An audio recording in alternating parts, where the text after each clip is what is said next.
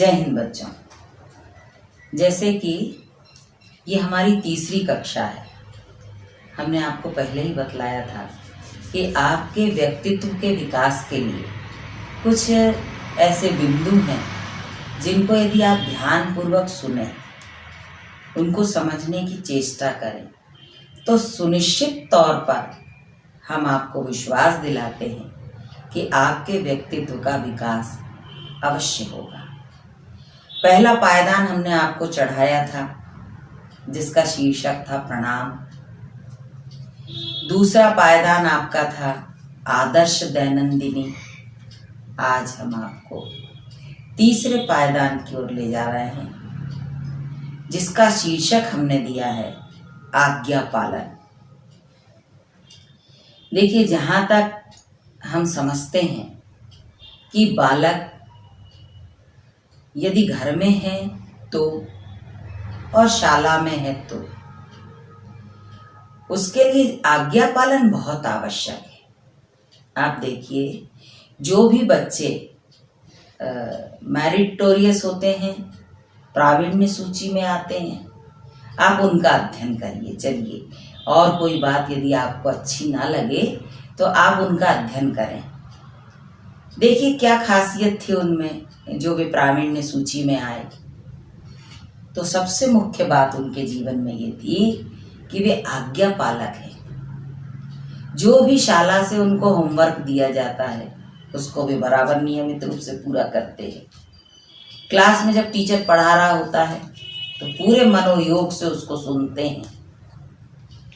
घर पर माता पिता की आज्ञा का पालन करते हैं। तो मतलब ये निकला कि वे आज्ञा पालक हैं, इसलिए प्रावीण्य सूची में हैं। सबसे सीधी सीधी बात, यदि आप भी प्रावीण्य सूची में आना चाहते हैं तो आपको भी आज्ञा का पालन करना होगा। अब देखिए, ये तो एक हमने एक छोटी सी झलक बताई आपको आज्ञा पालन करने का पहला लाभ, जो आपके जीवन से सबसे ज़्यादा आपको अट्रैक्ट करता है, आपको आकर्षित करता है कि हम भी प्रावीण्य सूची में आए, हम भी मेरिटोरियस बने। कक्षा में 50 बच्चे होते हैं। 50 के पास एक जैसी बुक्स होती हैं, पुस्तक होती है, एक जैसी कॉपियाँ होती हैं। पढ़ाने वाले वही 6 टीचर होते हैं, वे भी बदलते नहीं हैं। जो लिखवाया जाता है मटीरियल कंटेंट वो भी एक सा होता है। लेकिन एक बच्चा फर्स्ट रैंक पर होता है तो एक बच्चा फेल हो जाता है या फिर 3rd डिवीज़न पास होता है। ऐसा क्यों? आप इस पर भी विचार करिए। आप इस पर विचार करेंगे तो आप पाएंगे यही मुख्य गुण जो आज हम आपको बतलाने जा रहे हैं आज्ञा पालन का।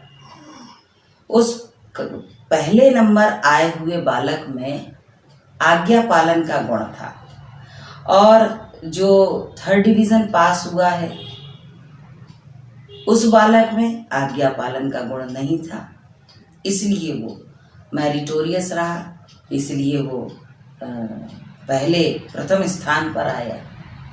देखिए, यदि हम बहुत अच्छी अच्छी कहानियाँ हमारे यहाँ पर पुस्तकों में, धार्मिक पुस्तकों में, आध्यात्मिक पुस्तकों में और आपके हिंदी साहित्य में, जो हिंदी भाषा आप पढ़ते हो, अंग्रेजी भाषा में, सब में बहुत सारी कहानियाँ होती हैं, लेकिन पढ़ने की विधा नहीं है ना। आप यदि पढ़ें तो देखिए, मुझे आज भी एक कहानी आज भी याद आती है। उस कहानी का जो मुख्य पात्र है वो है आरुणि।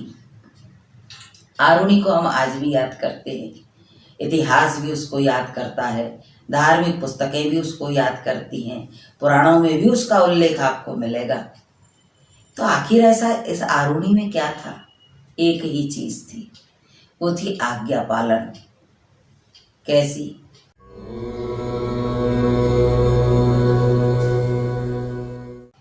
आश्रम में था, वो गुरु के आश्रम में था और गुरु ने उसको आदेश दिया कि आरुणि, वर्षा होने वाली है, भीषण वर्षा होगी और यदि मेड़ टूट गई तो पानी खेत में भर जाएगा। तुम जाओ और जाकर के मेड़ देखो। मेड़ का मतलब होता है कि जो खेत होते हैं उसके बीच में मिट्टी उठा उठा करके ऐसी छोटी छोटी सी दीवार बना दी जाती है, उसको मेड़ कहा जाता है। आरुणि पहुंचा और उसी समय रास्ते में ही भीषण वर्षा शुरू हो गई। वहां जाकर के उसने देखा तो बात बिल्कुल सत्य थी। जैसे गुरुदेव ने कहा था कि मेड़ फूट जाएगी और पानी यदि भर गया तो पूरा खेत नष्ट हो जाएगा।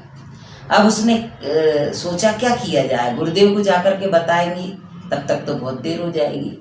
तो आरुणि वहीं पर मेड़ पर लेट गया।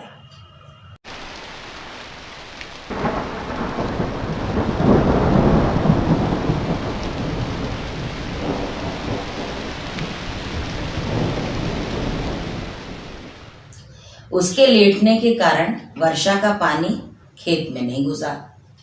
काफी समय हो गया, 1 घंटे, 2 घंटे, 3 घंटे, 6 घंटे, 7 घंटे, काफी समय हो गया। अब गुरुजी तो यह आज्ञा दे करके भूल गए। मध्य रात्रि हो गई, अब भोर होने का समय आया। अब गुरुदेव जागे और जाग करके उन्होंने देखा सारे शिष्य तो अपने स्थान पर हैं, आरुणि दिखाई नहीं दे रहा। आरुणि कहाँ है? उन्होंने बच्चों को जगाया, पूछा तो उन्होंने कहा गुरुदेव आपने ही कहीं भेजा होगा। उन्होंने कहा हाँ मुझे याद आया, मैंने उसे खेत पर भेजा था और चलो चलो जल्दी चलो, जाकर चल कर के देखते हैं।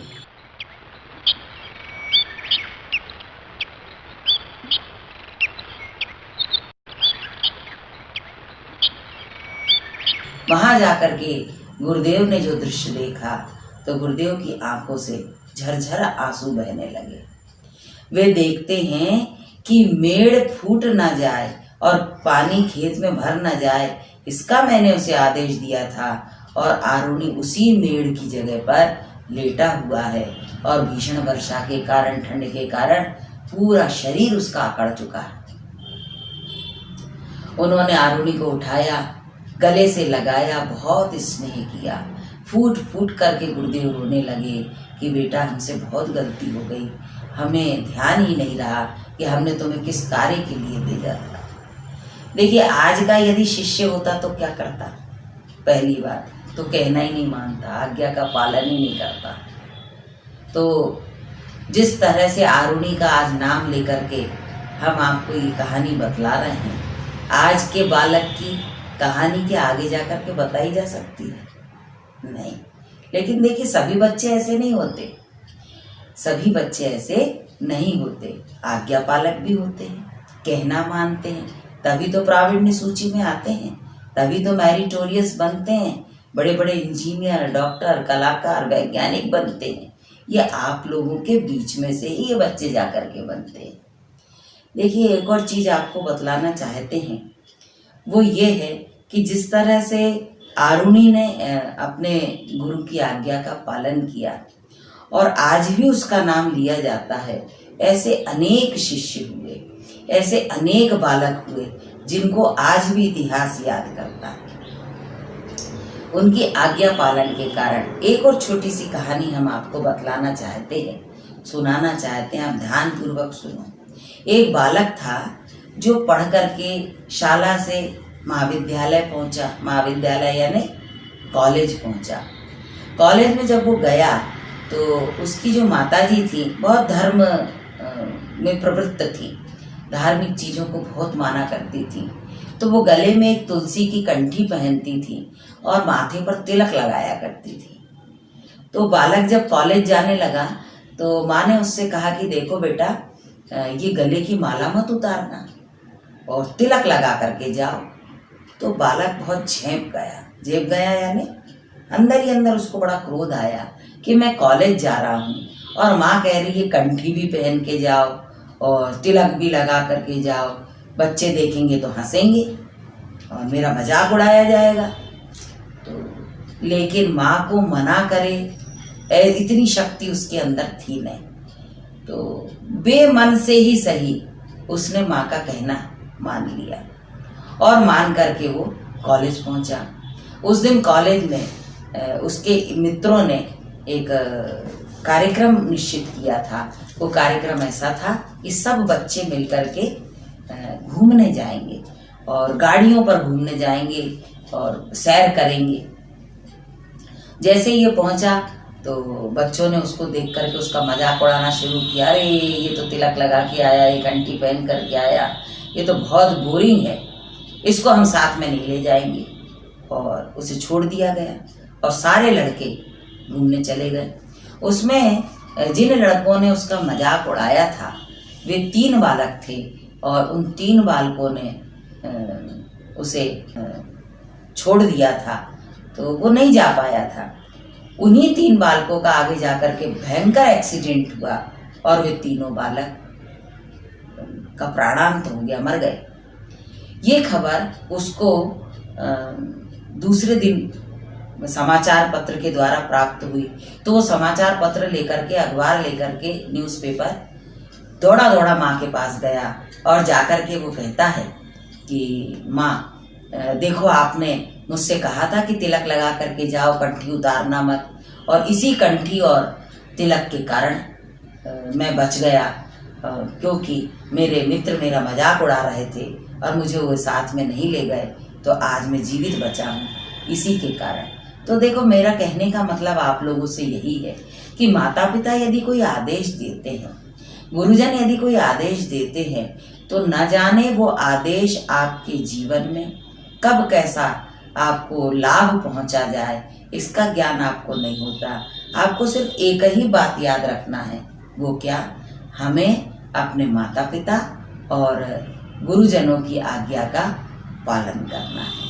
यदि आप आज्ञा पालन करते हैं, सुनिश्चित तौर से आने वाले समय में भी आपको भी इसी तरह से याद किया जाएगा और आपका नाम भी बड़े गर्व के साथ, बड़े फख्र के साथ लिया जाएगा। आज की बात हम यहीं पर समाप्त करते हैं। धन्यवाद।